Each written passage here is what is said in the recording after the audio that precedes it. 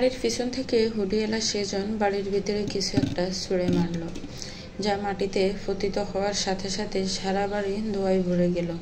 হঠাৎ ধোঁয়ার উৎপত্তি চক্ষু সীমানার ভিতরে এলে বাড়ির দুজন দারোয়ান সেদিকটাই ছুটে যায়, কিন্তু ধোঁয়ার সংস্পর্শে যেতেই দুজন জ্ঞান হারিয়ে মাটিতে লুটে পড়ে। হুডিয়ালা সেজন নির্দ্বিধায় আজগির দিয়ে বাড়িতে প্রবেশ করে।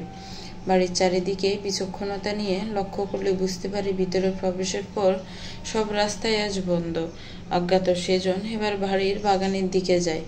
সেখানে বেশ বড় একটা পেয়ারা গাছ, যেটা দিয়ে ছড়ে ঘরের ভিতর প্রবেশ করা যাবে। সেদিকটায় বারান্দা দেওয়া বেশ বড় করে। সেখানে বসে বাগানের দিকটা অনায়াসে চোখ ভরে দেখা যায়। তবে সেখানে প্রবেশ করা গেলেও ঘরের ভিতরে প্রবেশ করে যাওয়া সহজ ছিল না। সেখান থেকে ঘরে যাওয়ার রাস্তায় বড় একটা সোজা দেওয়াল, যাতে পাসওয়ার্ড দিতে হবে। অজ্ঞাতজন কিছুক্ষণ সেখানে দাঁড়িয়ে মনে কি যেন ভেবে নিল, অতঃপর এগুলো সেদিকে কয়েক মুহূর্তে সে অনায়াসে সঠিক পাসওয়ার্ড দিয়ে দরজা খুলতে সক্ষম হলো। ঢুকে গেল ভিতরে। রিদিকা শুয়েছিল, কিন্তু হঠাৎ ঘরে কারো উপস্থিতি অনুভব করে নাড়া দিলে তার ঘুম ভেঙে গেল। বিছানা থেকে উঠে দাঁড়ালো রিদিকা। হুডিয়ালা ব্যক্তি রিদিকার কক্ষের ফানে এগুচ্ছে। হঠাৎ পিছন থেকে রিদিকা তার উপর ভারী লাঠি দিয়ে প্রহার করতে দিলে অজ্ঞাতজন সাথে সাথে জায়গা থেকে সরে যায়, যাতে মাঠটা ফ্লোরে পড়ে। অজ্ঞাত ব্যক্তি একটা লাঠি দিয়ে রিদিকাকে ফেলে দেয়। রিদিকা এবার হাত থাকা ছুরি দিয়ে অজ্ঞাতজনের উপর হামলা করতে নিলে সে এবার রিদিকার গালে সজোরে একটা থাপ্পড় বসায়। রিদিকা ছিটকে পড়ে ফ্লোরে। অজ্ঞাতজন বাড়ি সরে বলে ওঠে, যতই যা করে নে, নকল নকলই থাকে, আসলের জায়গা নিতে পারে না। শেয়াল যতই চালাকি করুক, বাঘ হয়ে উঠতে পারে না। তাই শেয়াল হয়ে বাঘিনীর সাথে চক্কর দিতে আসিস না। এখনই দেখিয়ে দিব কে কি। অতঃপর রিদিকে ছুরি দিয়ে আবার অজ্ঞাত সেজনের উপর ঝাঁপিয়ে পড়বে। তার আগেই সে বিনা বাক্যে রিদিকার উপর কিছু স্প্রে করলো, যার ফলস্বরূপ তার উপর প্রহার করে ওঠার আগেই জ্ঞান হারিয়ে পড়ে যায় রিদিকা। অজ্ঞাতজন বেশ বড় করে হাসে এতে। রিদিকার হাত ধরে ছেঁচড়ে টেনে নিয়ে যেতে শুরু করে। বিছানার পাশে এসে রিদিকাকে অনেকটা কোলে করে বিছানাতে শুইয়ে দেয়। আস্তে করে তার শরীরে সকল কাপড় খুলে ফেলে শুধু একটা চাদর দিয়ে তার শরীর ঢেকে দেয়। বিছানাটা হাত দিয়ে বেশ খানিক অগোছালো করে দেয়। রিদিকার মাথায় হাত বুলিয়ে বলে, রিদিকা সুইটহার্ট, তোকে আমি পানে মারবো না, তোর জীবন ইন্টারেস্টিং করবো শুধু। বড্ড ভালোবাসি যে তোকে সুইটহার্ট। কথাটা বলে পকেট থেকে পুরুষদের পরিধানের একটা গড়ি রিদিকার বালিশের পাশে রেখে দেয়। অতঃপর পকেট থেকে একটা ইঞ্জেকশন বের করে রিদিকার শরীরে প্রবেশ করিয়ে দেয়। Congratulation baby, 3rd dose complete. শান্তিতে ঘুমো। সকাল 10টার আগ অব্দি তোর উঠার কোনো সম্ভাবনা নেই, যদি কেউ না উঠায়। এর আগে তোর প্রাণের স্বামী এসে পড়বেন। I hope now bye. মুখ দিয়ে রহস্যময় একটা সুরে শীষ দিতে দিতেই বেরিয়ে গেল সেজন। ঘণ্টাখানিক পর দারোয়ানদের জ্ঞান ফিরে, কিন্তু উঠে নিজেদের এমন অবস্থা সম্পর্কে কিছুই বুঝে উঠতে সক্ষম হয় না। আদৃশকে ফোন করলে ফোন উঠায় না। দুজন আবার নিজেদের জায়গায় চলে যায়। অনেকবার ফোন করলে আদৃশ তাদের ফোন ওঠায়। অবশেষে তারা রাতের ঘটনা সম্পর্কে বললে আদৃশ অনেকটা ঘাবড়ে বাড়ি চলে আসলো। সকাল 10টার বেশ আগেই বাড়ি পৌঁছালো। তোমরা দুজন এখানে? ঘরে ম্যাডাম ঠিক আছে কিনা সেটা জানা প্রয়োজন মনে করনি? স্যার, ম্যাডাম তো ভিতর থেকে সব দরজা জানালা বন্ধ করে দিয়েছেন। আমরা বাহির থেকে ম্যাডামকে ডাকলেও ওনার কোনো জবাব পাইনি, তাই আপনাকে ফোন করি। হ্যাঁ স্যার, অনেক ডেকেছি। আচ্ছা ঠিক আছে, আমি দেখছি। দারোয়ানদের কথা শুনে আদৃশ বেগতিক পায়ে ঘরের দিকে গেল। রিদিকাকে ডাকলেও সাড়া পেল না। পাসওয়ার্ড টাইপ করলে দরজা খুলে গেল। আদৃশ ঢুকে গেল ভিতরে। অতঃপর সোজা তার কক্ষের দিকে যায়। কক্ষের দরজা আজানো দেখে ধাক্কা দিয়ে ভিতরে ঢুকে। রিদিকাকে উক্ত অবস্থায় দেখে ঠিক থাকতে না পেরে চেঁচিয়ে ওঠে তার নাম নিয়ে। চেঁচানোর শব্দেও রিদিকার জ্ঞান ফিরে না। আদৃশ রেগে মেগে তেড়ে যায় তার দিকে। অতঃপর তাকে তার নাম ধরে ডেকে জাকাতে শুরু করলে রিদিকা জেগে ওঠে। কি হয়েছে আদৃশ, সাত সকালে চেঁচাচ্ছ কেন? তোমার অবস্থা দেখো আগে। ওমা, আমার এই অবস্থা কে করলো? নিজের বিভৎস অবস্থা দেখে আশ্চর্য হয়ে চাদর দিয়ে গা ডেকে উঠে বসে রিদিকা। কোন নাগর এসেছিল তোমার? কি বলছো আদ্রিস এসব? কোন নাগর মানে বুঝো না? নেকা সাজো আমার কাছে। বিভৎস অবস্থায় বিছানায় আয়েসে শুয়ে আসো, বালিশের পাশে পুরুষের হাতের গুড়ি রাখা, বিছানা এলোমেলো। রাতে হঠাৎ আমার দারোয়ানরা অজ্ঞান হয়ে যায়। এর মানে কি হতে পারে বলো? কি বলতে চাইছো তুমি আদ্রিস? এটাই বলতে চাইছি, আমার দারোয়ানদের কিছু একটা করে অজ্ঞান করেছো, যাতে তোমার নাগরকে দেখতে না পায় ওরা। আর তারপর ওকে নিয়ে রাতভর ফুর্তি করেছো। Stop it Adris. তুমি তা ভাবতেও পারো কি করে? কাল রাতে এই অজ্ঞাত ব্যক্তিটা এসেছিল যে আমার শরীরে ভাইরাস দিয়েছে। সে হঠাৎ আমার মুখে কিছু স্প্রে করলে আমি জ্ঞান হারাই হয়তো, কারণ তারপরের কোনো কথা আমার মনে নেই। শাট আপ রিদিকা, কথা দিয়ে পাপ ডাকতে এসো না। আমি বোকা না। তুমি কি মনে করো মন করা কিছু গল্প বলবে আর আমি বিশ্বাস করব? এর জন্যই ঘরে সিসিটিভি সরিয়েছো আমাকে দিয়ে, যাতে আমি তোমার নোংরামো সম্পর্কে কিছু জানতে না পারি। আমারই ভুল ছিল, আখির মতো পবিত্র ফুলের উপর তোমার মতো নোংরাকে এনে তুলেছি। তুমি বিশ্বাস করো আদ্রিস, আমি সত্যি বলছি। আমি শুধু তোমাকে ভালোবাসি, আমি শুধু তোমার। তুমি যেমনটা ভাবছো তেমনটা কিছু নয়। আমার কাছে কোনো প্রমাণ নেই, কিন্তু বিশ্বাস করো প্লিজ আমার উপর। রিদিকা আদ্রিসের পায়ে লিপ্টে পড়ে কাঁদছে। এদিকে আদ্রিস ভাবলেছিন হয়ে দাঁড়িয়ে আছে। মস্তিষ্ক ভাবশূন্য অবস্থা ধারণ করলো তার অল্পক্ষণে। কিছু সময় মূর্তির ন্যায় দাঁড়িয়ে থেকে পা রিদিকার থেকে টান দিয়ে ছাড়িয়ে ঘর থেকে বেরিয়ে যায়। রিদিকা ছাদে জড়ানো অবস্থায় কাঁদতে থাকে সেখানে পড়ে। আখি পৌঁছায় পুলিশ স্টেশন। রিদিকার স্বামী আজিজের ওপর থেকে কেস তুলে সমস্ত ব্যবস্থা নিয়ে আজিজকে মুক্ত করল আখি। অতঃপর তাকে নিজের গাড়িতে এনে বসালো। আজিজ অবাকত্ব নিয়ে বলল, কি ডাক্তার আখি, আপনিই জেলে দিলেন আর আপনিই বের করলেন? ব্যাপার বুঝলাম না। জেলে আপনি গিয়েছিলেন আপনার কর্মে, কারণ আপনি নিজের হয়ে কোনো পদক্ষেপ নিতে পারেননি। আপনি নির্দোষ তা কাউকে বুঝিয়ে উঠতে পারেননি। ভিকটিম হয়ে সব কিছু মানিয়ে নিয়েছেন। কি করতাম? রিদিকা এমন অবস্থা সৃষ্টি করেছিল যে কেউ আমার উপর বিশ্বাস করার কথা ভাবতেও চায়নি। এখন প্রথম থেকে বলুন আসলে ব্যাপারটা কি? আসলে বরিশালে আমি রিদিকাদের বাড়ির পাশে একটা কোচিং সেন্টারে ক্লাস করাতাম। তখন প্রায় আসতে যেতে রিদিকার সাথে কথা হতো আমার। আস্তে আস্তে পরিচয়, তারপর ওর সাথে ফোনেও কথা হতে শুরু হয়। এক পর্যায়ে বুঝতে পারি আমি ওকে ভালোবাসি।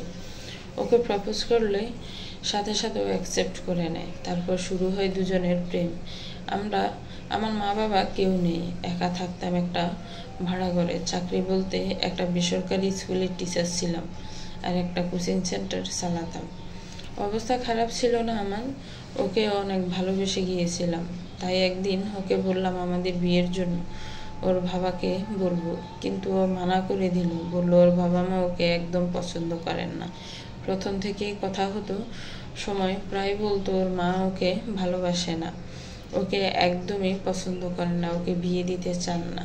আমার বিষয়ে শুনলে না কি ওকে প্রাণে মেরে ফেলবে। আমি অবাক হয়ে যখন জিজ্ঞেস করতাম এমনটা কেন করবেন ওনারা, তখন ও বলতো নাকি জানে না ওর বাবা মা কেন ওকে অবহেলা করেন, কিন্তু কথাটা জোর দিয়েই বলতো ওর মা বাবাকে ওকে ভালোবাসে না, যাতে আমি ওর কথায় বিশ্বাস করে যাই। তাও অনেক বোঝাই ওর মা বাবাকে কোনো রকম আমাদের কথা বলার জন্য, কিন্তু ও মানত না। তাই আর কোনো পথ না পেয়ে ওকে পালিয়ে আসার জন্য বলি, আর ও মেনেও যায়।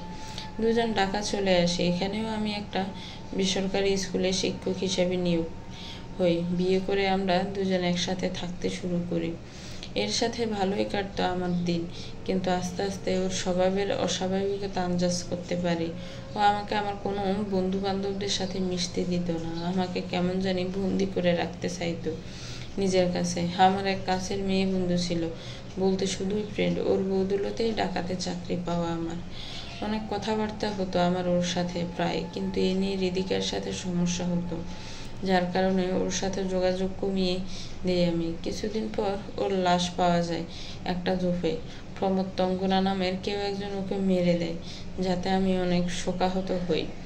যা হৃদিকা মেনে নিতে চাইতো না। এই নিয়ে শুধু ঝগড়া বাঁধাতো আমার সাথে। হঠাৎ একদিন আমি রেগে বিলিয়ে ওকে ছেড়ে দিব, তারপর ঘর থেকে বেরিয়ে যাই। পুরো একদিন আমার এক বন্ধুর বাসায় থাকি, তারপর দিন আবারও ফিরে আসি ওর টানে। ওকে বড্ড ভালোবাসতাম, চাইলেও দূরে থাকতে পারতাম না, কিন্তু কে জানে, ও আমার জীবনের সব থেকে বড় ভুল ছিল। সেদিন আসার পর জানতে পারি ও আমার নামে অনেক দুর্নাম রটিয়েছে, আমাকে সবার চোখে অপরাধী বানিয়ে রেখেছে। অনেক আগ থেকেই নিজেকে হয়তো নিজেই আঘাত করেছিল, তারপর দোষ দিয়েছিল সেদিন আমার ঘাড়ে, যার ফলস্বরূপ কেউ শুনেনি আমার কথা। আমি আর আদৃশ মিলে আমাকে জেলে পাঠিয়ে দাও। হৃদিকা যা করার করে নিয়েছে। আপনাকে আপনার ন্যায় বিচার আমি পাইয়ে দেব, চিন্তা করবেন না। আপনাকে আমি এখন একটা ভাড়া করে নিয়ে যাব, সেখানে আপনি থাকতে পারেন। 6 মাসের ভাড়া আমি ভরে দিয়েছি। আপনি সেখানে থেকে নিজের জীবন গুছিয়ে নেওয়ার চেষ্টা করতে পারেন। তবে হ্যাঁ, ভুলেও আদৃশ হৃদিকার সামনে পড়বেন না। আর আমার সাথে যোগাযোগে থাকবেন। প্রয়োজনে যেন আপনাকে পাই, বাকিটা আমি সামলাবো। আজ আজিজের কাজে দেরি হয়ে যাওয়ায় আখি আর আদ্রিতের বাড়ি না গিয়ে হাসপাতাল চলে যায়। আজ যে করেই হোক সে আদ্রিতকে সব কিছু জানিয়ে ছাড়বেই। নিজের ক্লাস শেষ করে এসে আদ্রিতের কেবিনে বসে আছে আখি। বর্তমানে আদ্রিতেরও একটা কাজ চলছে, এসে পড়বে কিছুক্ষণের মধ্যে, তাই অপেক্ষা করছে সে। কিছুক্ষণের মধ্যেই আদ্রিত এসে পড়ল। আরে আখি, তুমি এখানে বসে আছো যে? আপনার সাথে খুব গুরুত্বপূর্ণ কথা ছিল আমার। বর্তমানে কোনো কাজ না থাকলে বলুন। না না, এখন কোনো কাজ নেই, বলো কি বলতে চাও। নিজের চেয়ারে বসতে বসতে বলল আদৃত। আখি আমতা করে বলল, ব্যাপারটা কি করে জানাবো আপনাকে বুঝতে পারছি না, আর আপনি কেমন প্রতিক্রিয়া করবেন তাও ভেবে পাচ্ছি না। তবে আগে বলুন, সত্যতা শোনার পর আপনি স্বাভাবিক থাকার চেষ্টা করবেন।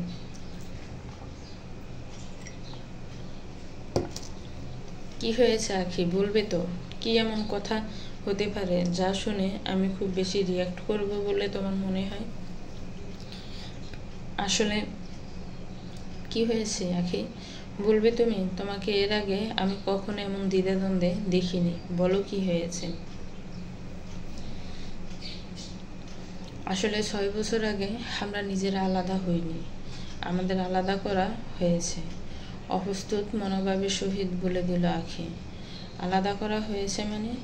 অতঃপর আখি নিজের ফোনে করা সানিয়ার ভয়েস রেকর্ড শুনে আদৃতকে। সব কিছু শুনে আদৃত যেন পাথর হয়ে যায়। এত কড়া সত্য কি করে মেনে নেবে? নিজের কানে আজ বিশ্বাস করে উঠতে পারছে না। রাগে ক্ষোভে চোখ দিয়ে গড়াতে শুরু করেছে জল। মুহূর্তে আদৃত চোখগুলো রক্তবর্ণ ধারণ করে নিয়েছে। উঠে হনহনিয়ে বেড়ে গেল। এবার আখি তার পিছন ছুটতে শুরু করলো। ডাক্তার, আদৃত কোথায় যাচ্ছেন আপনি? ওই আদৃশকে খুন করতে।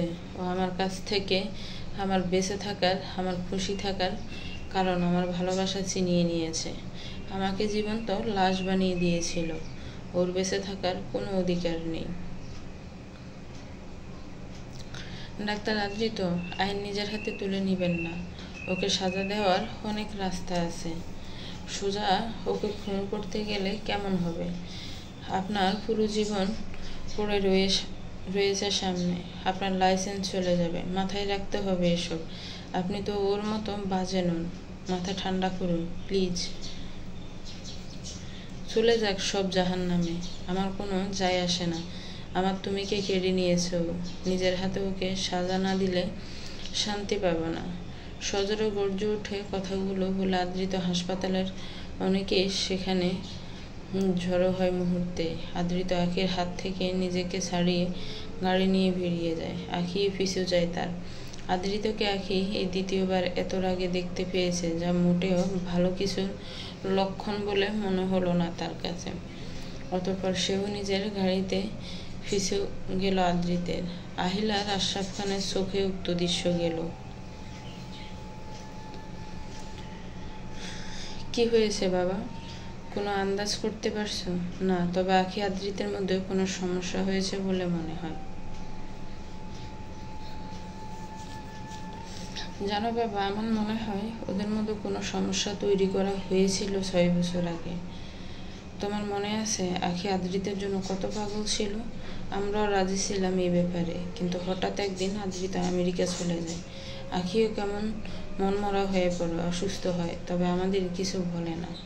আদ্রিতের সাথে এ নিয়ে কথা বলতেও দেয় না আমাদের। অতঃপর 3 বছর আগে আমরা যখন আখির সাথে আদ্রিতের বিয়ে ঠিক করতে চাই, তখন আখি সোজা মানা করে আর আদ্রিসের ব্যাপারে জানায় আমাদের। আমার তো মনে হয় এ সব কিছুতে কোনো না কোনোভাবে আদ্রিস জড়িত।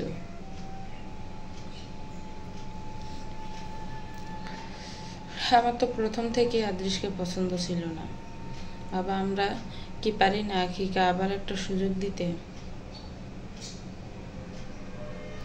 আহিলের কথার উত্তরে আশরাফ খান কিছুই বললেন না, শুধু নীরবতাই পালন করে গেলেন। আদ্রিত হাওয়ার বেগে গাড়ি টানলো আদ্রিসের খোঁজে। যেহেতু দুপুর গড়িয়ে গেছে, সেহেতু আদ্রিস তার কাজের স্থানেই থাকবে, বাড়িতে থাকার কথা নয়। সে হিসেবে সেদিকে পথ ধরল আদ্রিত। পৌঁছে গেল সেখানে অবশেষে। আদ্রিস চেয়ারে মাথা হেলিয়ে দিয়ে বসে আছে চোখ বুজে। তিক্ত সকল ভাবনা চাপে মাথাটা বুঝিয়ে এখনই পারবে। চোখের সামনে যেন ধরা পড়ছে জীবনের করে যাওয়া সকল ভুল।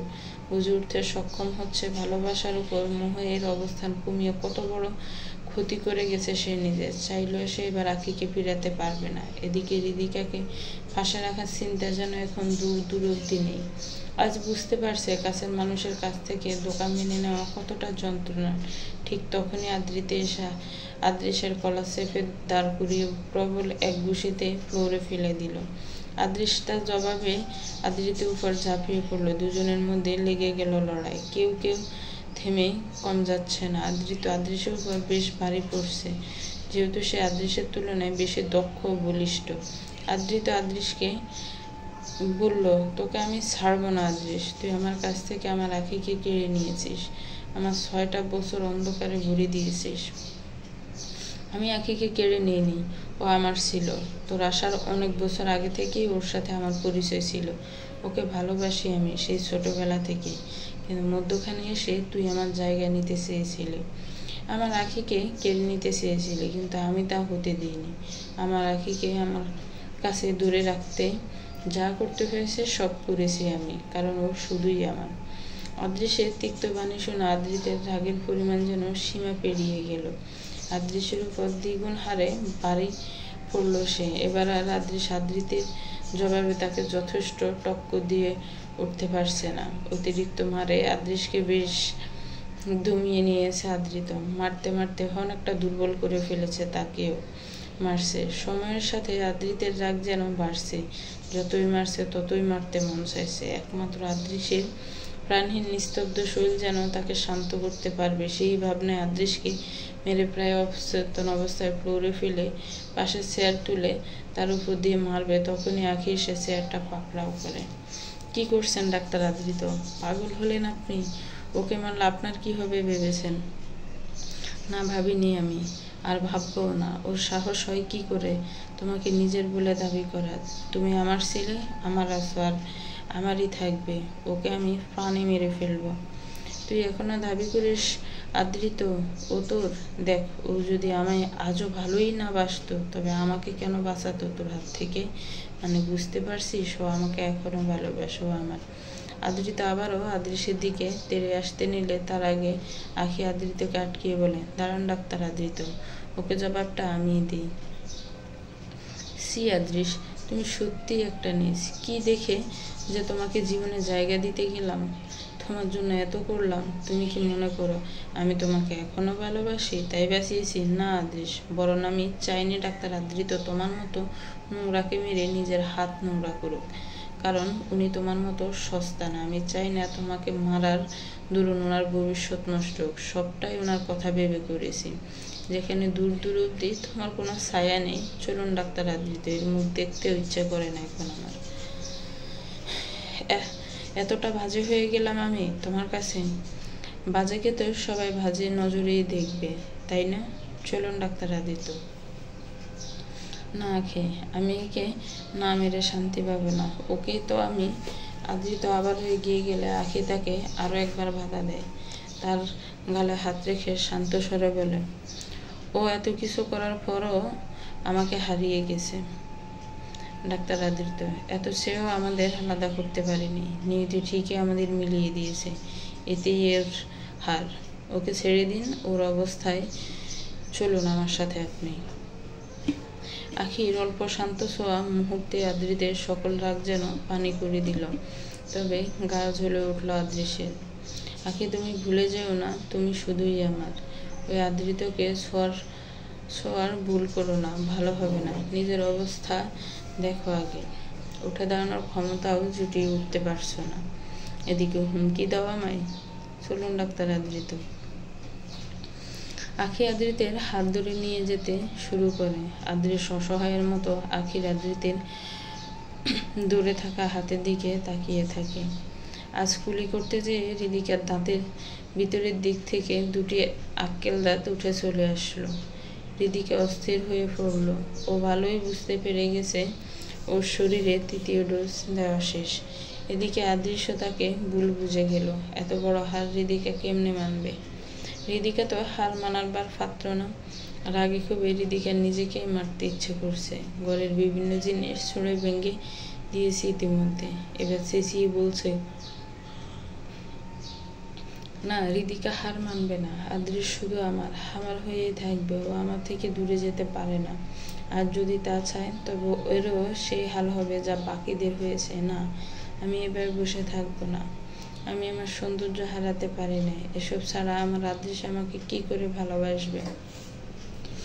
এবার ছুটে গিয়ে হৃদিকা আদৃশের ছবি হাতে নিল। তারপর সেটার উপর হাত বুলিয়ে পাগলের মতো অঙ্গভঙ্গিতে বলতে লাগলো, আমি জানি তুমি আমার রূপে মগ্ন হয়ে আমায় পেতে চেয়েছ।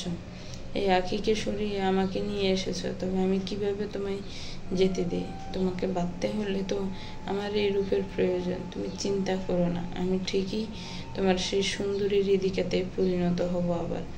এসব ভাইরাস আমার কিছুই করবে না। আমি বড় ডাক্তার দেখিয়ে আবারও আগের মতো হয়ে যাব। অতঃপর দুজন আবারও আগের মতো ভালোবেসে থাকব। তোমাকে আমি কোথাও যেতে দিব না। তুমি শুধুই আমার। আখি ফোন করে তার ড্রাইভারকে বলে দিয়েছে গাড়ি এসে নিয়ে যেতে। তারপর সে নিজে আদৃতের গাড়ি ড্রাইভ করতে শুরু করে। আদৃতকে ড্রাইভ করতে দেয় না। রাগে এখনো একরকম কাঁপছে সে। আখি ড্রাইভ করছে আর আদৃত পাশেই বসে আছে। কিছুই বলছে না আদৃত। একটু পর ঠোঁট কামড়াচ্ছে, হাত মুঠো করছে, শরীরের কাপড় ঢিলে করছে। আখি জানে আদৃত অতিরিক্ত রাগে আত্মহারা হয়ে পড়ে। বর্তমানে রাগ দমন করতে না পেরে তার উক্ত অবস্থায় সৃষ্টি হয়েছে। আখি এবার গাড়ি থামিয়ে দিল। তারপর নেমে ওর দিকে এসে আদৃতের পাশের দরজা খুলল। চলুন আমার সাথে। অতঃপর আদৃতকে আখি একটা খোলা মাঠের মতো জায়গায় নিয়ে গেল, যেখানে বাতাস বইছে বেশ। এবার পানির বোতল খুলে আখি আদৃতের সামনে দৌড়ল। পান করে নিন, ভালো লাগবে। আদৃত বিনা বাক্যে তা হাতে নিয়ে এক চুমুকে পুরো বোতলের পানি পান করে নেয়। অতঃপর ছুঁড়ে ফেলে বোতলটা। কিছুক্ষণ অল্প নিস্তব্ধতা পালন করার পরেও রাগ দমনে ব্যর্থ হয়ে হাঁটু মুড়ে বসে সজোর চিৎকার করে ওঠে।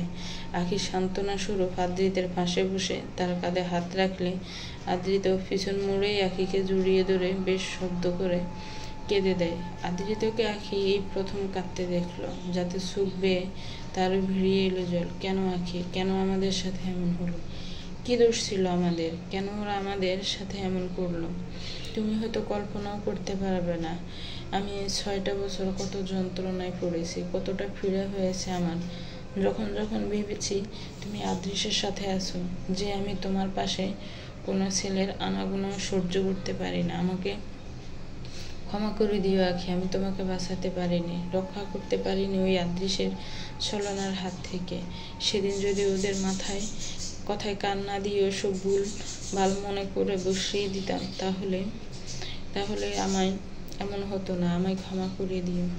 আপনার কোনো দোষ ছিল না, সবই আমাদের কপালের লিখন ছিল, যা চাইলেও কেউ বদলাতে পারবে না কখনো। নিয়তি আবার আমাদের মিলিয়ে দিয়েছে তো, তাই অতীত ভেবে কষ্ট পাওয়ার চেয়ে বর্তমান ভেবে খুশি হওয়াটাই ভালো হবে, তাই না? প্লিজ আপনি কান্না বন্ধ করুন এবার।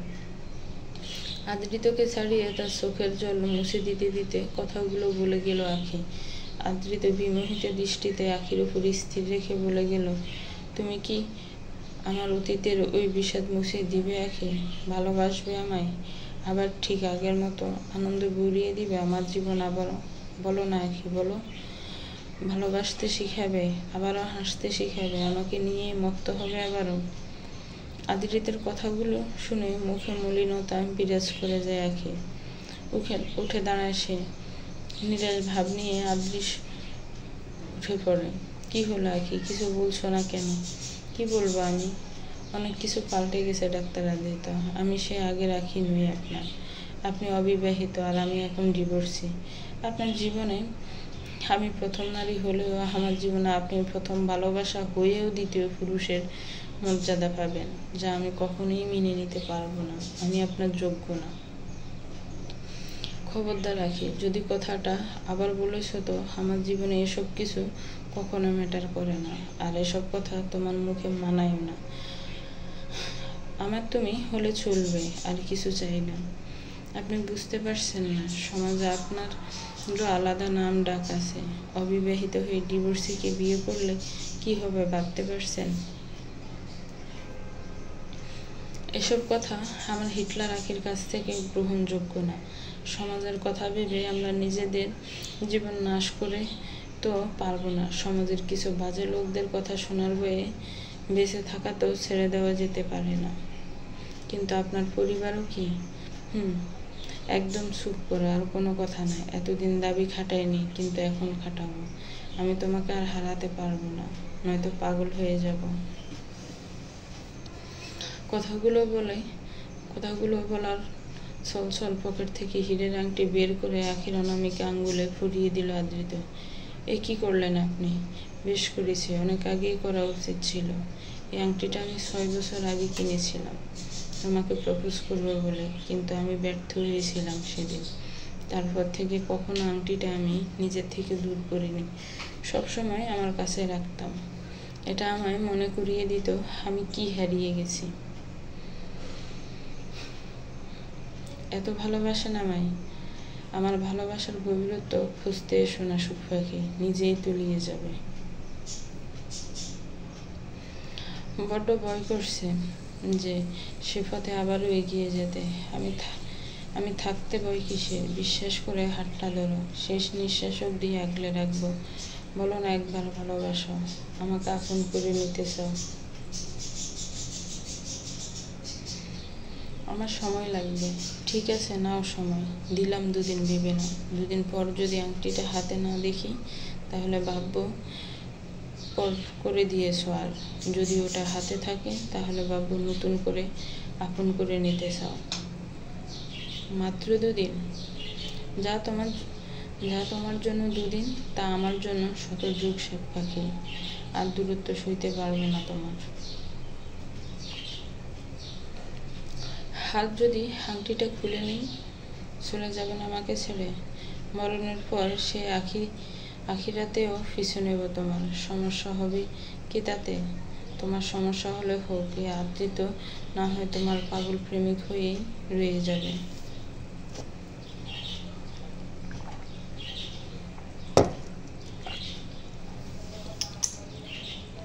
আঁখি আদ্রিত আবারও হাসপাতালে চলে আসলো। আদ্রিতের মনের সব রাগ ধুয়ে পেল সুখের ঠিকানা। আঁখিকে আবারও ফিরে পেয়েছে সে, আর খুব জলদি তাকে নিজের করে জীবনে নিয়ে আসবে।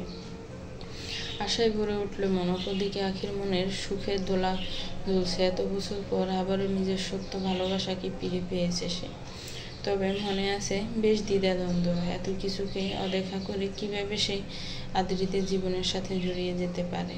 আদ্রিত তো তাকে 2 দিনের সময় দিয়েছে, তবে সে কি পারবে 2 দিনের মধ্যে সঠিক সিদ্ধান্ত নিতে?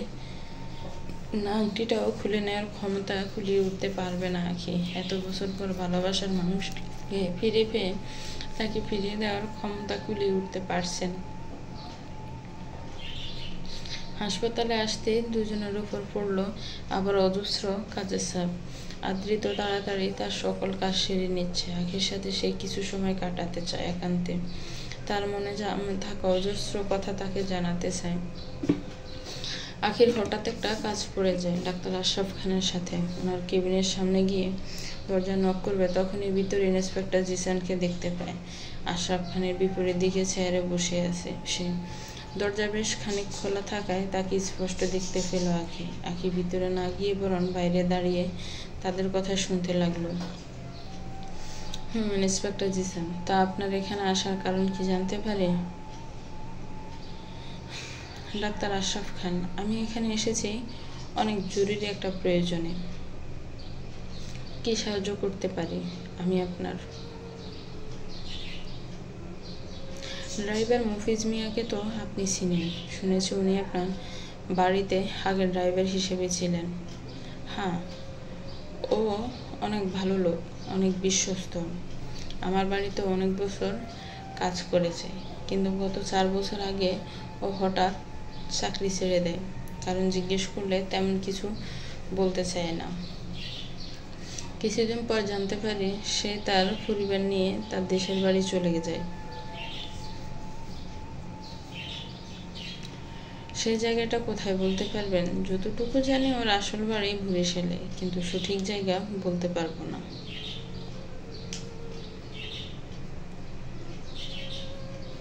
ওনার কোনো আত্মীয় আছে এখানে আপনার পরিচিত, বা এমন কাউকে চিনেন যেখানে উনি কাজ করতেন?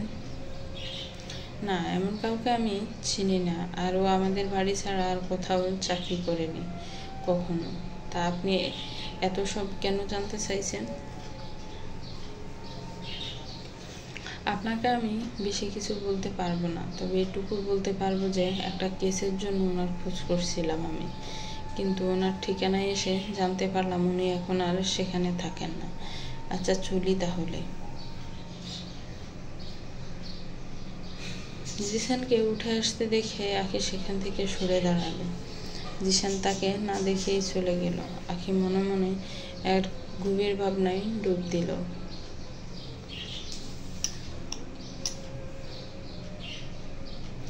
আদ্রিস কক্ষে প্রবেশ করলো দুর্বল শরীর নিয়ে। মদের নেশায় মশগুল হয়ে এসেছে। শরীরের বিভিন্ন স্থানে ক্ষত তার, অবশ্য চিকিৎসা নিয়ে এসেছে। রিদিকা তখন বিছানায় বসেছিল। আদ্রিসকে উক্ত অবস্থায় দেখে রিদিকা বিচলিত হয়ে তার পাশে ছুটে আসলো। কি হয়েছে আদ্রিস তোমার? তোমার শরীরে এসব ব্যান্ডেজ কিসের? রিদিকা আদ্রিসের ক্ষতগুলোতে হাত বুলিয়ে কথা বলতে লাগলো। আদ্রিস তাকে সজোরে এক ধাক্কা দেয় যাতে সে ছিটকে ফ্লোরে গিয়ে পড়ে। এবার আদ্রিস গর্জে উঠে বলতে লাগে, বাজে নোংরা নারী, আমার পাশে আসার চেষ্টাও করবি না। আজ তোর জন্যই আমার এই হাল। তোর দিকে তো তাকাতেও ইচ্ছে করে না এখন আমার।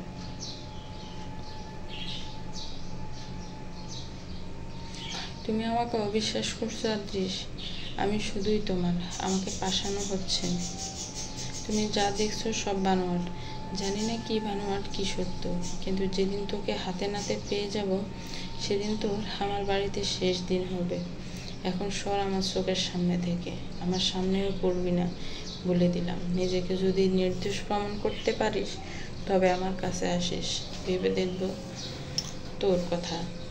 ও তাই? আমার কোনো দোষ আছে কিনা তার প্রমাণ ছাড়াই আমাকে দোষী মানলে আমার সাথে বাজে ব্যবহার করছো। আর ওই আখি যে কিনা তোমাকে এত অপমান করলো, তোমাকে মারলো, তোমার পরিবারকেও নিয়ে গেল, তারপরেও ভালো। বড় তো সেদিন চেঁচিয়ে বলছিলে ওর নামে কেস দিব। কোথায় কি করলে শুনি? আদ্রিস তেড়ে গিয়ে এবার এদিকে থুতনি চেপে ধরল। রাগে ক্ষোভে উঠে বলে, এবার ওই নোংরা মুখে যদি আর একবারও আমার আখির নাম নিয়েছিস তবে ওই মুখ সেলাই করে দেব আমি। রাগে বলেছিলাম বলে আমি আমার আখির বিরুদ্ধে যাব? কি করে ভাবলি তুই? আমি ওকে ভালোবাসি, ও আমাকে প্রাণে মেরে ফেললেও ততটাই বেঁচে যাব। আমার তো ভুল হয়েছে তোর মতো নোংরাকে এনে ঘরে তোলা, তোকে স্ত্রীর মর্যাদা দেওয়া। সত্যি বলতে আমি তোকে কখনো ভালোবাসিনি। তোর প্রতি আমার ছিল অল্প ভালো লাগে। তোর ঢং করা নম্র ভদ্র ব্যবহারে আমি অল্প আকর্ষিত হয়েছিলাম তোর প্রতি। তোর সৌন্দর্য আর শরীর কেমন জানি টানতো আমাকে তোর কাছে, তাই তোকে পেতে চেয়েছিলাম। কিন্তু কেন জানি তোকে বিয়ে করতে গেছিলাম। তোর মতো নোংরাকে বিয়ে ছাড়াও তো ভোগ করতে পারতাম, কিন্তু না, মোহকে আমি ভালোবাসা ভেবেছি। কিন্তু এখন বুঝতে পারছি, সত্যি বলতে এখন আর তোর প্রতি আমার কোনো আকর্ষণ আসে না। আমার তোর কাছে আসলেও কেমন জানি বিচ্ছিরি অনুভূতি আসে। তোকে তো দেখলেও মন চায় না। সর আমার চোখের সামনে থেকে। হৃদিকাকে আবারও প্রবল ধাক্কা দিয়ে ফেলে চলে গেল আদৃশ তার কক্ষের বাইরে।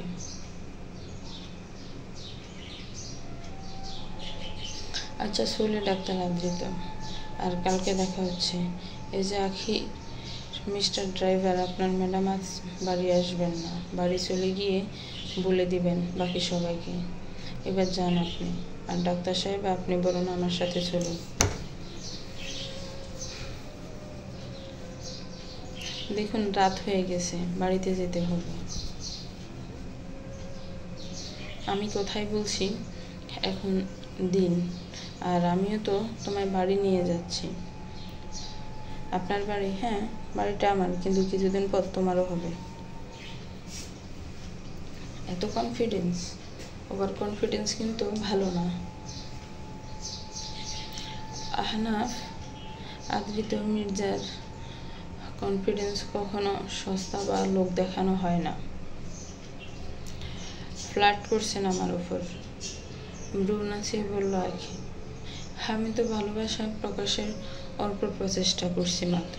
কেউ ফ্লার্ট মনে করলে আমার কি করণীয়? তবে যাই করছি নিজের হবি স্ত্রীর সাথেই তো করছি। আস্ত স্বরে মিনমিনিয়ে আখির চোখে চোখ রেখে আদৃতর বলে যাওয়া কথা আচমকা এক লজ্জায় ফেলে দিল আখিকে।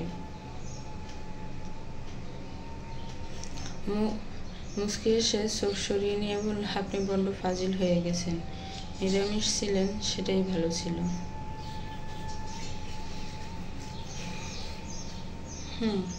চলুন এবার। মা বলেছে তোমাকে নিয়ে যেতে। আজ থাকতে হবে তোমায় আমাদের বাড়িতে। তবে চলুন। আমার মায়ের ছেলের হবু বউ। থুক্কু ডাক্তার আখি, আপনি সত্যিই বড্ড ফাজি হয়ে গেছেন। কথাটা বলে আখি লজ্জা মিশ্রিত হাসি দিয়ে তার আদৃতের দিকে না তাকিয়ে গাড়িতে ওঠার জন্য দরজা খুলতে হাত বাড়াবে, তার আগে আদৃত এসে হালকা টানে দরজা খুলে দিল। এবার ভিতরে যাও। আখি উত্তরে মৃদু হেসে ভিতরে ঢুকে গেল। গাড়ি চলছে আপন গতিতে। আজকে আদৃতের চেহারা থেকে হাসি যেন নামছেই না। আলতো এক বাঁকা হাসি ঠোঁটের কোণে স্থির রেখে গাড়ি চালাতে মনোনিবেশ করেছে আদৃত। আখির লক্ষ্য করছে তাকে খুব তীক্ষ্ণ নজরে। বর্ষা চেহারাতে খোঁচা ধারে তার বড্ড মানানসই। বাইরের বাতাস তার চুল দুলিয়ে দিয়ে যাচ্ছে। আজ বাতাসের সাথেও বেশ হিংসে হচ্ছে আখির।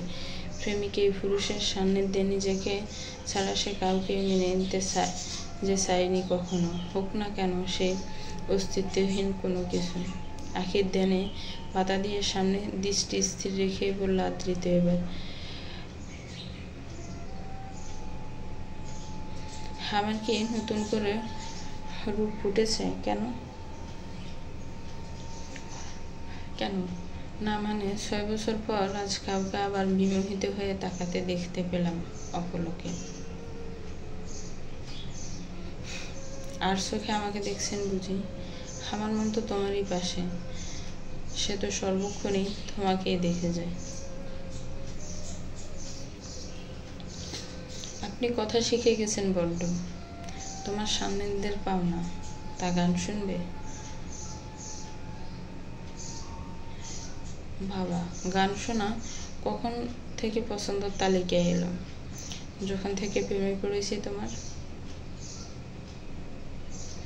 আখি আবারও মৃদু হেসে জানালা দিয়ে বাইরের দিকে দৃষ্টি সরিয়ে নিল। আদৃত মুচকি হাসিতে একটা গান বাজিয়ে দিল। কি করে বলবো তোমায়, আসলে মন কি যে চায়, কেন সে পালিয়ে বেড়ায় তোমার থেকে। তুমি জানতে পারোনি, কত গল্প পড়ে যায়, তুমি চিনতে পারোনি আমাকে। হায়। গানটির এক পর্যায়ে আদৃত লক্ষ্য করতে পারে আখি কান্না করছে। সাথে সাথে গান বন্ধ করে গাড়ি আটকিয়ে আখির জন্য পেরেশান হয়ে ওঠে। কি হয়েছে আখি, কাঁদছো কেন? আমাকে কি আপনি কখনো ক্ষমা করতে পারবেন? হয়তো আমার ভালোবাসার কাছে দমে গিয়ে আমাকে নিজের জীবনে ভরে নিতে চাইছেন, কিন্তু মন থেকে কি কখনো ক্ষমা করতে পারবেন? কিসের ক্ষমা আখি, কি বলতে চাইছো তুমি?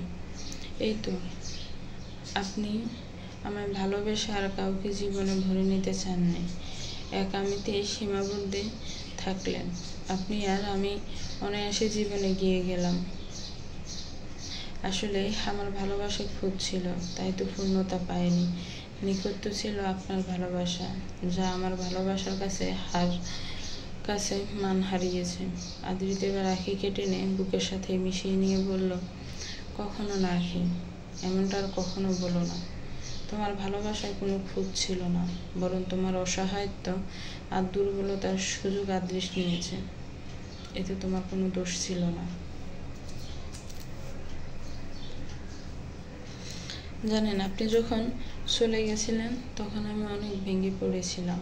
কোথাও গিয়ে মনের শান্তিটুকু পেতাম না। ভাইয়া বাবার সাথে ফ্রি থাকলেও তখন তাদেরও কিছু জানাতাম না, কারণ আমি জানতাম এসব জানলে ওনারা আমার সুখের জন্য আপনাকে আমার কাছে নিয়ে আসার চেষ্টা করতেন, যা ব্যাঘাত ঘটাতো আপনার সুখের জীবনে। আঙ্কেল আর বাবার সম্পর্ক নষ্ট হতো। তখন একমাত্র আদৃশই ছিল যার সংস্পর্শে শান্তি খুঁজে পেতাম। মনের শান্তির লোভে তার সাথে থাকতাম প্রায় সময়। সে সত্যিই তখন আমার দুর্বলতার সুযোগ নিয়ে আমার পাশে চলে এসেছিল। ওকে ছাড়া থাকতেই পারতাম না। ও আমার অভ্যেসে পরিণত হয়েছিল। যখনই আপনার স্মৃতি আমাকে জ্বালাতন করতাম, ছুটে যেতাম ওর কাছে। ওর প্রতি একটা টান সৃষ্টি হয়েছিল আমার মনে। জানি না সেটা ভালোবাসা ছিল কিনা অন্য কিছু, কিন্তু ওকে আমি হারাতে চাইনি। মন ভাঙার ব্যথা যে কতটা যন্ত্রণাদায়ক তা আপনাকে হারিয়ে বুঝেছি। সে ব্যথা আমি দ্বিতীয়বার সহ্য করার ক্ষমতা জুটিয়ে উঠতে পারিনি। মনের শান্তির পরিমাণ স্বরূপ ওকে পেতে স্বার্থপরের মতো সব ত্যাগ করে দিই আমি। আমাকে ক্ষমা করে দিবেন আপনি? পাগলি কি যে বলে! এই আদৃশ তার কর্মফল নিশ্চয় পাবে। এখানে তোমার কোনো দোষ ছিল না। তাছাড়া আমার শোক পাখির মুখে ক্ষমা চাওয়া আমি কখনো মেনে নিব না। দেখো, তোমার কান্নায় আজ আকাশটাও কান্না করে দিয়েছে। চলো না এই বেদনার জলে দুজন সুখ মাখায়। আজ যে আমার এই নিরামিষ মনটাও উতলা, যে বৃষ্টির জলে নিচে উঠবে চায়। আখি তোমার শোনে, ভিজবে কি আজ আমার সাথে?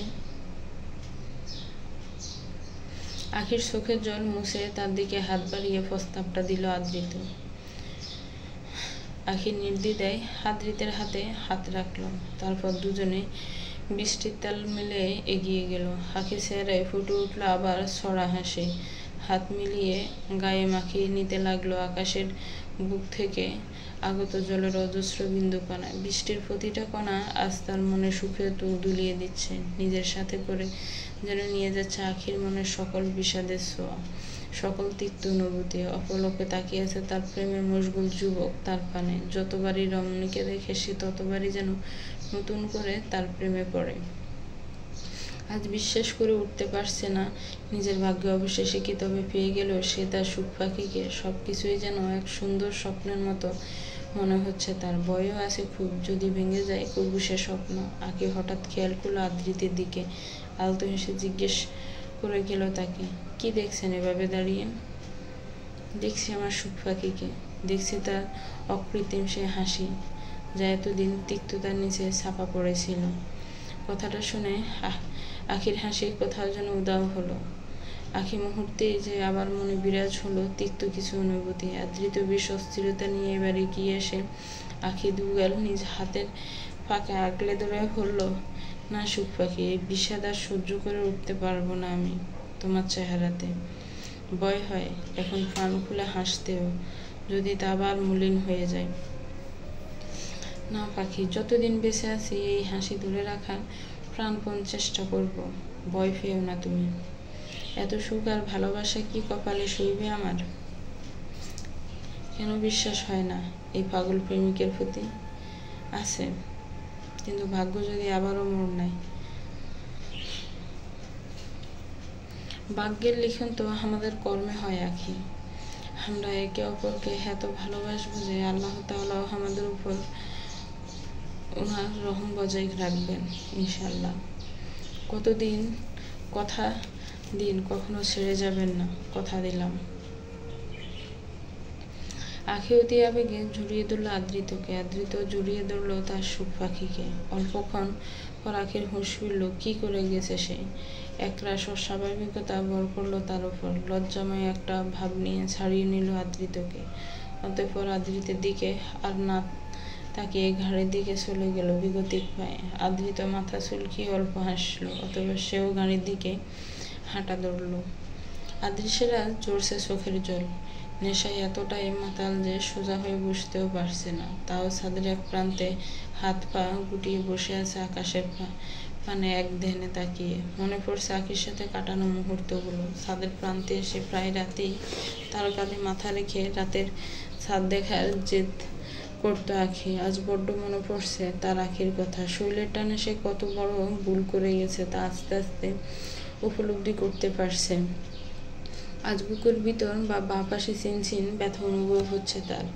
ছাদের দরজার দ্বার ঘেঁষে আদৃশকে লক্ষ্য করছে হৃদিকা। আমি জানি আদৃশ, তুমি সবকিছু নেশার করে বলে গেছো। তুমি শুধু আমাকেই ভালোবাসো আদৃশ। তুমি দেখো আবারও আমার রূপের নেশা পাগল হবে।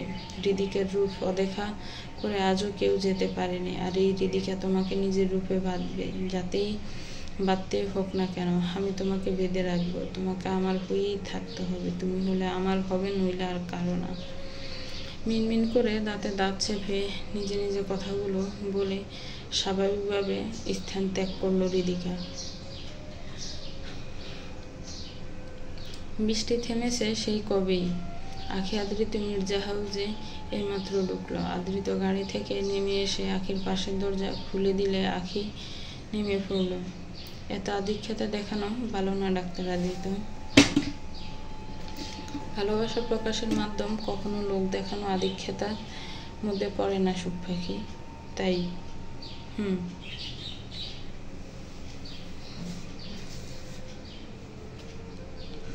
আখি আবারও হালতো হেসে ঘরের দিকে যেতে যেতে বলল, জলদি এসে কাপড় চেঞ্জ করুন, নয়তো জ্বর চলে আসবে আবারও।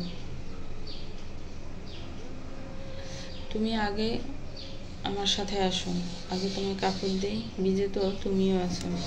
হ্যাঁ, আমি ইশিকা থেকে নিয়ে নেব। আপনি কোথায় কাপড় পাবেন আমার? আমি এনে রেখেছি। মানে? কারণ আজকে তোমাকে আচমকা মির্জা বাড়িতে নিয়ে আসবো, তা আমার আর মায়ের পূর্ব পরিকল্পিত ছিল। সেই হিসেবে কিনে আনা। আপনিও যা পারেন। এখন চলুন ম্যাডাম। দুজনের কর্মকাণ্ড ছাদের উপর থেকে দেখতে পেলেন আরিয়ান মির্জা। আখির সাথে আদৃতের এমন মেলামেশা মোটেও মেনে নিতে পারলেন না উনি। আখি আদৃত ঘরের ভিতরে প্রবেশ করল। আরে আখিমা, আয় আয়, কত সময় ধরে পথ ছেয়ে বসে আছি। একই দুজন দেখি ভিজে আছিস। আদৃতের রুমে গিয়ে চেঞ্জ কর। আখি, তুই আমার সাথে আয়। ওর কাপড় আমি নিয়ে এসেছি তোর রুম থেকে।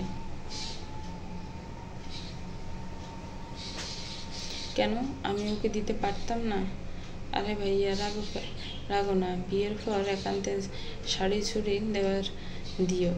এখন না হয় তোমার জিনিস আমরাই দিই। হা হা। কথাটা শুনে আখি মুচকি হেসে দেয়। আদৃত বেশ লজ্জায় পড়ে গিয়ে তাড়া করে ইশিকাকে। তোকে না আমি? মা দেখো না, তোমার ছেলে আমায় মারতে আসছে। হয়েছে, যা এখন ফ্রেশ হয়ে নে। আয় মা, আয়।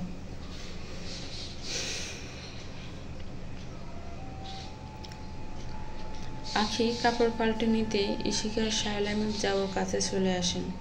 বর্তমানে তিনজনে হরফ গল্পে মগ্ন। গল্পের এক পর্যায়ে বললে ইশিকা, আখি দেখো না, বেড়াতে এসে দিনগুলো তাড়াতাড়ি চলে যায়। নিশার জন্মের 2 দিন পর এখানে এসেছিলাম, চলে যাব আরও 2-3 দিনের। আবারও মা বাবা একা পড়ে যাবেন।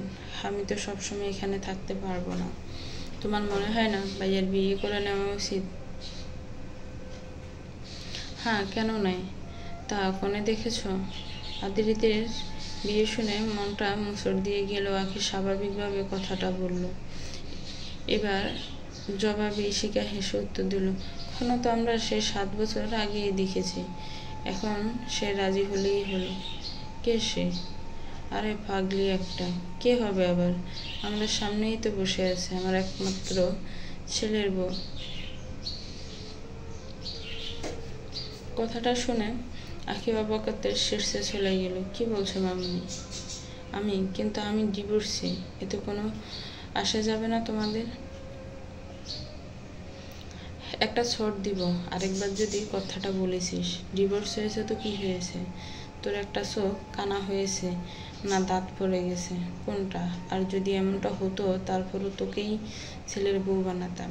এবার বল রাজি কিনা? আমার একটু ভাবতে হবে মামুনি। আর কি এত ভাবি? আমার ছেলেটা যে বুড়ো কাতারে চলে যাচ্ছে।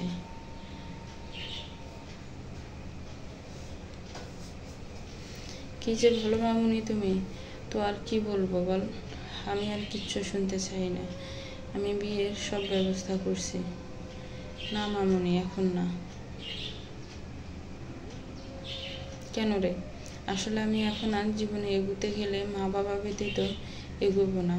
আগেও আমার সংসার টিকেনি, কারণ মা বাবার মনের অভিশাপে সন্তানের সুখ কখনো চিরস্থায়ী হতে পারে না। বাবা মায়ের দোয়া ব্যতীত কোনো সম্পর্কের শুরুই বৈধতা পায় না, এমনকি বিয়েও বৈধতা পায় না। আমি আগে জানতাম না। আইনত বৈধভাবে এতদিন বিয়ে নামক বন্ধনে থাকলেও ধর্ম অনুযায়ী অবৈধভাবে ছিলাম। জানি না এই পাপের পরিণামে কি পাবো। দেরিতে হলেও বিষয়টা বুঝে গেছি আমি। আচ্ছা, তাহলে এই ব্যাপার? চিন্তা করিস না। ভুল করে বান্দা অনুশোচনায় সঠিক রাস্তায় ফিরিয়ে আল্লাহ ঠিকই ক্ষমা করে দেন। তার কথা, যেখানে তোর মা বাবা, তুই আমার উপর সব ছেড়ে দে, আমি দেখে নেব। সত্যি তুমি আমার বাবা মাকে ফিরিয়ে নিয়ে আসতে পারবে? তুই শুধু অপেক্ষা কর, আমি আছি তো। বুঝলাম। তা রিঙ্কি কোথায়? কি জানি বাড়ি ছেড়ে বিনা বাক্যে চলে গেছে। তবে যাই হয়েছে ভালোই হয়েছে, না গেলে আমিই বার করতাম। আখির মন আজ বড্ড খুশি। শায়লা মির্জা আর ইশিকা একটু আগে কক্ষ ত্যাগ করলেন। বর্তমানে আখি হাতের আংটিটায় হাত বুলাচ্ছে আর ভাবছে আদ্রিতের কথা। মনে লেগেছে নতুন রং, নতুন শুরুর আমেজ। প্রথম ভালোবাসাকে দ্বিতীয় সুযোগে ফিরে পায় কজন? নিজেকে আজ ভাগ্যবতী বলে মনে হচ্ছে। জীবনসাথী হিসেবে আদ্রিতের মতো একজন, আর শ্বশুরবাড়ির হিসাবে এত সুন্দর একটা পরিবার কার কপালেই বা জোটে। আখির ধ্যান ভঙ্গ করে ফোন আসলো হঠাৎ। Message notification. আদৃষ্ট মেসেজ করছে, সুখ পাখি ছাদে আসো, ছাদ দেখবো একসাথে।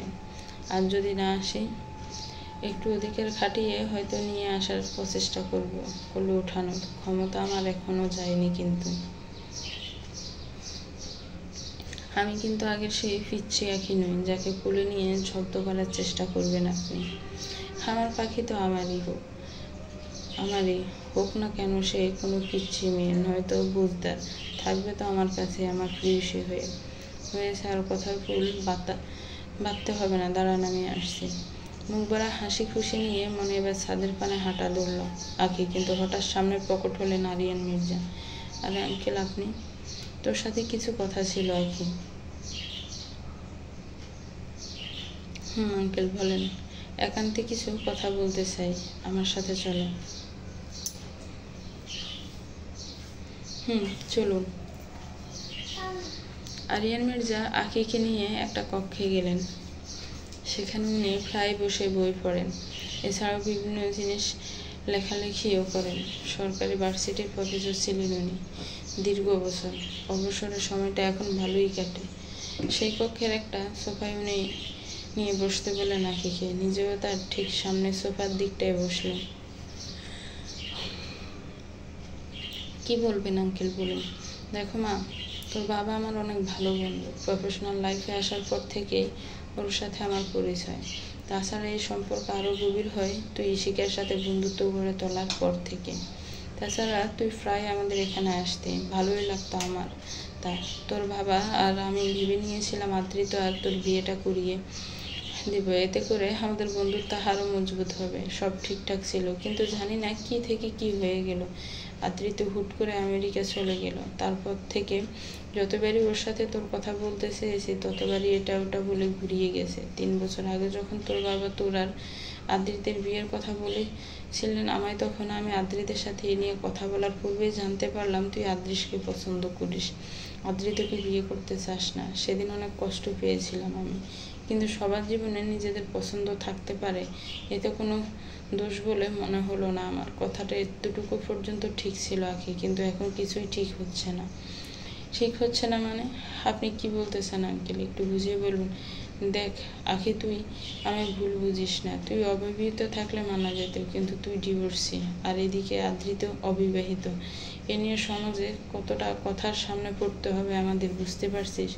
জীবনে তিল তিল করে গড়ে তোলা সম্মান কি করে ধুলায় মিশে যেতে দিই অল্পতে। তাও তোর কথা মাথায় রেখে মেনে নিতাম, কিন্তু তার উপর তুই কখনো মা হতে পারবি না। এদিকে নিজের বংশধর আজকাল কে বানা চায় বল?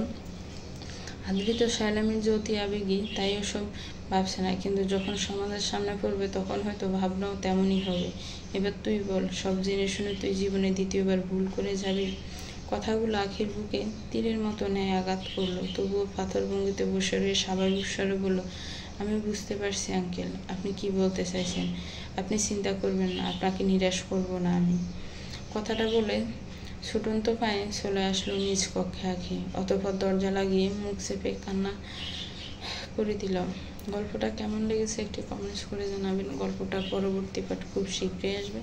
আর আমার চ্যানেলটাকে প্লিজ সাবস্ক্রাইব করবেন। যারা অলরেডি সাবস্ক্রাইব করে রেখেছেন তাদেরকে অসংখ্য ধন্যবাদ। আসসালামু আলাইকুম।